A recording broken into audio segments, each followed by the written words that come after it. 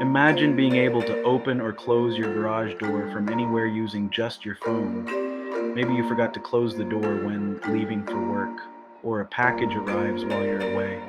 Instead of buying a whole new garage door opener, today I'm going to show you how to upgrade your existing one with a simple Wi-Fi controller module. This small device connects to your existing garage door opener and lets you control it from your smartphone. You'll get alerts when the door opens or closes. You can check if it's left open, and some models even let you use voice control. And the best part, the upgrade usually costs under $30. To do this upgrade, you'll need a smart garage controller such as the Maros Smart Wi-Fi Garage Door Opener Remote or the Chamberlain MyQ Smart Garage Control.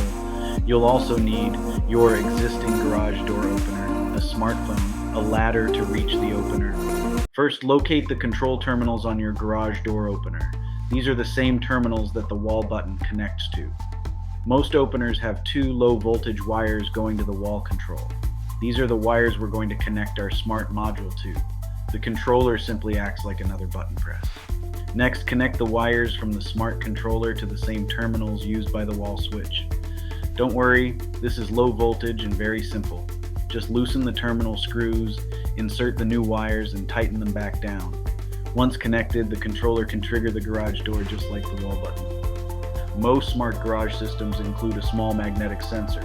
This sensor tells the app whether the garage door is open or closed. One piece attaches to the garage door itself and the other attaches to the door frame. When the two pieces separate, the system knows the door is open. Now open the manufacturer's app and connect the controller to your home Wi-Fi. Most apps walk you through the setup step by step. Once connected, you'll be able to control your garage door from your phone. After setup, try opening and closing the garage door from the app. You should see the door move just like when you press the wall button. Many systems also allow voice control through smart assistants and send notifications if the door is left open.